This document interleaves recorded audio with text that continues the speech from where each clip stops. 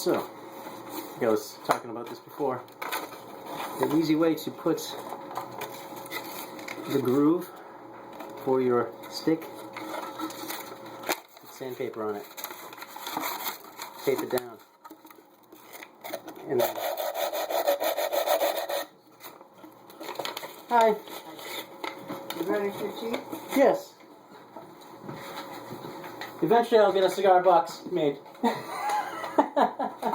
Let's have some tea. I never knew it was so important.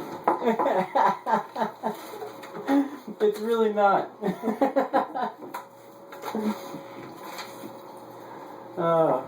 It'll be the voted the worst instructional videos on how to make a cigar box guitar. I get a kick out of it. I want you to play for those ladies that come in here. See what you can do with a cigar box. Don't think I'm crazy. I'm so surprised nobody showed up this morning. You're scaring them away. Good. You know, they just come in, they tell you what you should be doing, and you do it, and then they go. Then the job is mine. They don't do nothing. Then you have the homework to do. Yeah. Yeah. After they tell you what to do, and they go. Then for me to get better, I have to do it. Pain in the neck. I don't know who does all these arrangements. I think your mother's part of it. She means well, though. Well, you know? She means well. I don't have no complaint. I mean, how do you feel about it? I mean, most people. I mean, you're a smart cookie. You know that these are people that she's paying to have what come on. Make sure you're okay. Well, I have long-term care, and I took out many years ago for me and Pa, and then Medicare pays for the other. But the one that comes in here Friday night and Saturday now, she's supposed to come. This is what I get. How was that when you first met these people? Was it a little weird? Because all these strangers coming in. It's like it's getting a friend, take care of me. A friend who's getting paid to hang out. All these strangers coming in my house. I mean, it seems now. I remember when they first came in, it was a little strange, but it seems like you're actually friends now. All strangers. I know what your mother means. She likes to go. They like to go down the Cape, and she don't want to leave me alone. Right.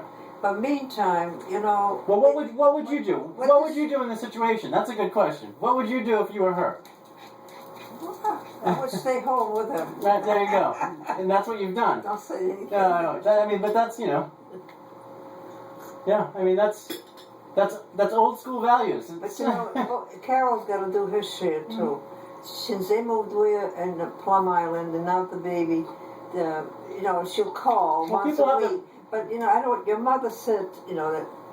That they gotta have turns. Like a week when your mother's away, Carol should be over here. What I think is happening a lot now, because it's so from when you were my mother's age and Carol's age, and where they're at now, there's so much more that happens with the technology and everything. Yeah. They don't have a second to stop and just think, and just relax. I know.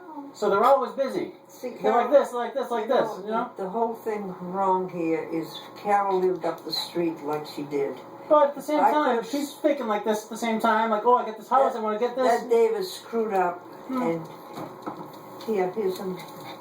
That David screwed up, had to sell the house, had to move out of Lynn, and all that. It's all his fault.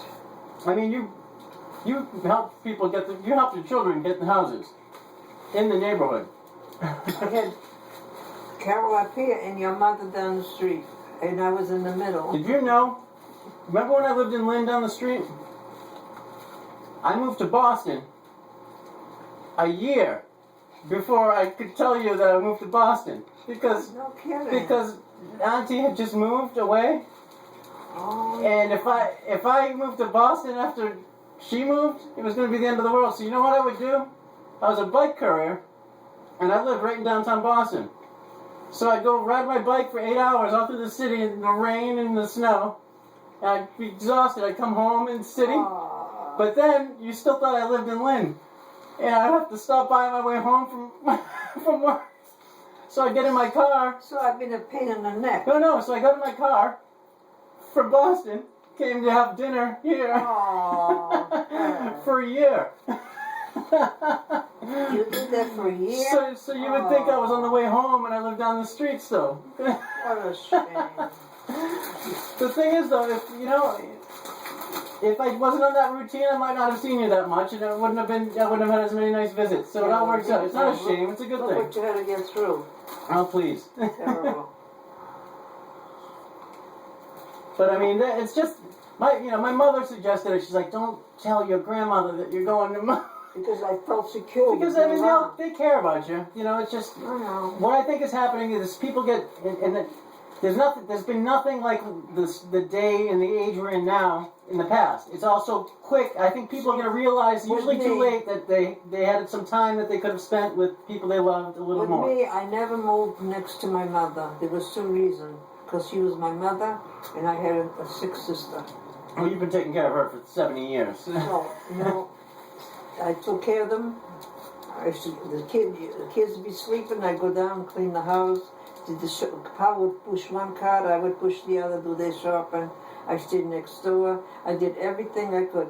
But see, over here, the neighbors are not that friendly, Yeah, and the thing is, they love you, they care about you, but you're such a tough cookie for so many years. You make it so that no one thinks that you need any, anyway. No, but I'm good to everybody. Oh, I know, but you're such a tank that they think you're going to be fine forever. But anyways, the ones that when I moved here, they're all gone or dead. Next door, remember them next door, the Fitzpatrick? Mm-hmm. She died, and Mary, the boys got married, moved away, and all. They grew up. It was a family that grew up. But down the brickyard, all colors were, the blacks, whatever, we all were friendly. Well, the neighborhood feeling. They all look out for each other. Yeah. So this fella, that after they sold the house, Mary did, and Mary was always sickly, but she moved away now. I don't know where she is. Anyways, they bought the house. They were the last good, neighborly neighbors. No one checks in or does anything really. Even him now, when he's home, when I'm home alone here, and they're home, I feel a little secured because. Right, I feel better too when I see the car and the. See how it is? Yeah. See. So I mean, I want to talk about that the farm that you were living in. So you were named after your uncle, so you could inherit the farm. I would have if I had stayed there and grew up. So you came here, then the war broke out. You had cousins there, cousins and your uncle and your aunts. And grandmothers, everybody. And the last time you heard from anyone was when? Oh, that was... When you left there? Well, it was a few years after. A little bit, get in touch back? My mother would write back and forth, to send them money, because they always need a little something. And you can't pick up a phone, so then it's just letters, and then all of a sudden the letters stop. It's just letters. Then they stop coming. And then there's nobody around. No, we don't know nobody. You don't know where anyone is. We don't know whatever happened. And the last you heard of that is what? Oh, that was... But I mean, when you... After the war. You said your aunt got hurt. After the war. But I mean, how'd she get hurt? It was a bomb. So like a plane dropped a bomb. And pieces of the stuff hit her face. She's lucky that didn't kill her. It was awful. So they bombed the farm. It was awful to leave the mall. Who bombed the farm? The which side? This two. The one picture there. But who bombed which army? The Americans. The Americans bombed your farm. Yeah, as long as they were going along. Have you ever been mad at the government about that? I was just you bombed my farm? What's up? I was just a kid. Yeah. So, I mean... I think a lot of it,